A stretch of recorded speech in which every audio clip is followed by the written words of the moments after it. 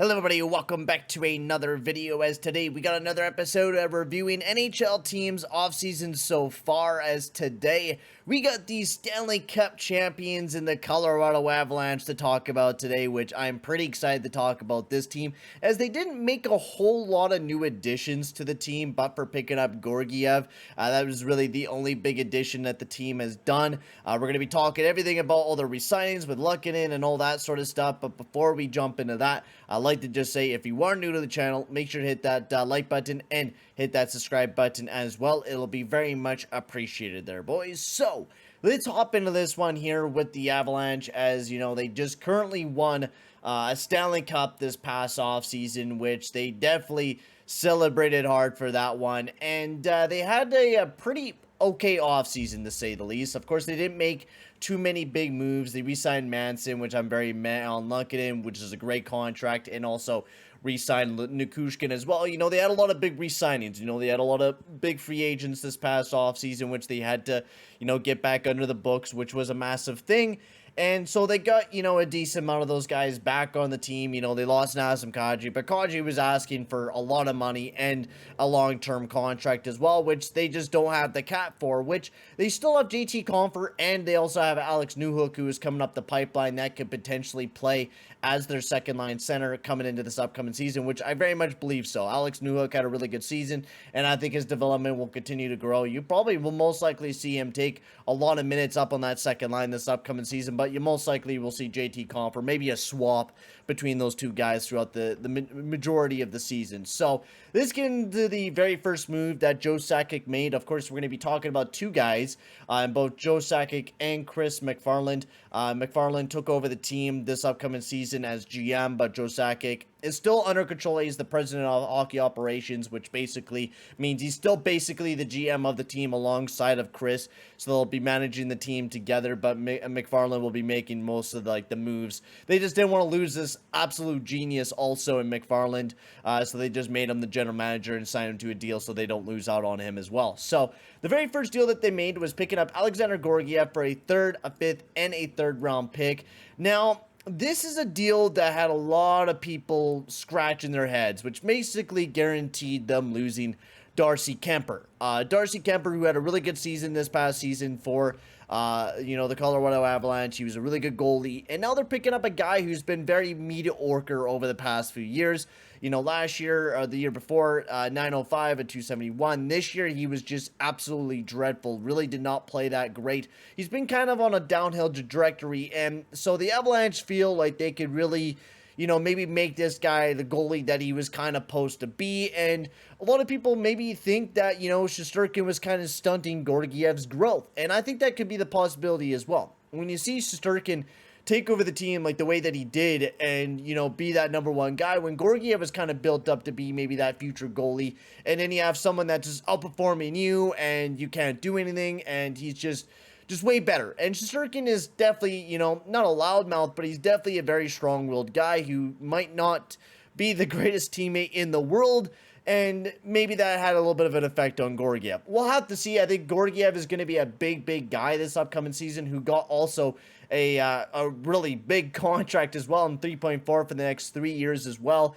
So honestly, I don't really like the trade. I think the Georgiev one was a little steep, but if it works out, this is a genius move by Joe Sakic, and that's if it works. Georgiev is a big gamble, and if he doesn't pan out the way that they want him to pan out, it's a big gamble. The guy hasn't played more than like 35 games, and especially with Frank Kuhns, who cannot stay healthy, that is going to be a big thing as well. Frank Kuhns, over the past few years, has not been a very healthy goalie. He got also re-signed to the next 2 years as well, but, you know, the past two seasons, he's been injured. He hasn't been able to stay healthy. When Frank Kuhns is healthy, he plays absolutely amazing. He puts up some incredible numbers, and he's just been amazing. So if you could have a healthy Frank Kuhns and a really good Georgiev, this could be a really good tandem this upcoming season, but that's a lot of what-ifs. And I really don't like what-ifs, but, you know, we all know Joe Sakic. He's an absolute genius, but am I grading? I'm still going to give these trades a minor L because I do feel like Georgiev will be able to be a good goalie for the Avalanche, but that's a big if. The draft, they didn't really have a whole lot of draft picks. They only had a 6 and a 7, so not really going to be talking about their draft because we don't have any information on those guys. So yeah, like the re-signings, they re-signed Frank Kuhn's on a 2-year, $2 million deal. I really liked it. Not a bad move. The Georgiev move was a little mind-boggling. Also getting Andrew Cogliano back on the team I thought was really smart as well as a $1.25 million.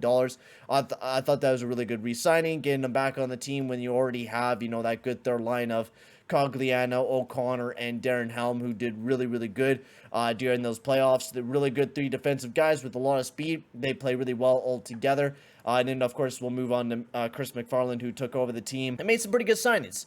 The very first one was Nichushkin, locking him up for 8 years at $6.125 million.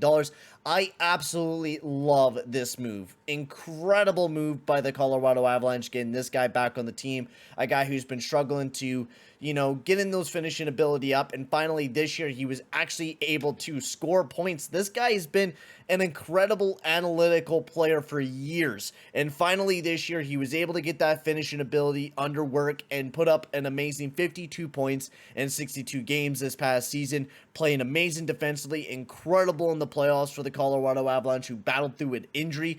And this is a steal of a contract. At the age of 27, it's only really going to bring him up until like 35, and I absolutely love the deal. It's absolutely amazing. He's going to be playing, I think, amazing all the way up until he's 35, and that's an incredible value for Valeri Nichushkin.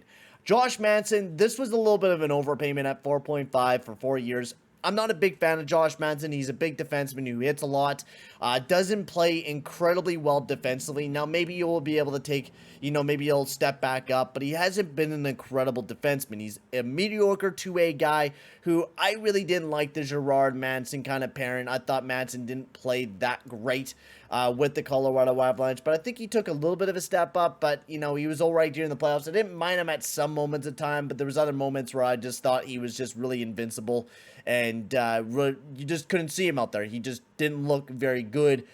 So a very mediocre signing, but there wasn't a whole lot of other great defensemen to go after. So re-signing Josh Manson was your best course of action because you look at the other guys that you could have picked up, there wasn't really a whole lot out there.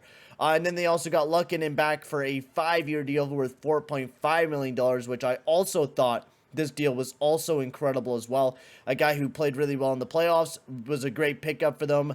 He had 9 points in 16 games for the Colorado Avalanche when he came over, 14 and 20 in the playoffs. Luckinen was a really good pickup and was another guy that I really enjoyed seeing on the team as well during that playoff run, and just another amazing signing and a great value once again. Another amazing value move. And then Darren Helm at $1.25 million. I really like the deal as well.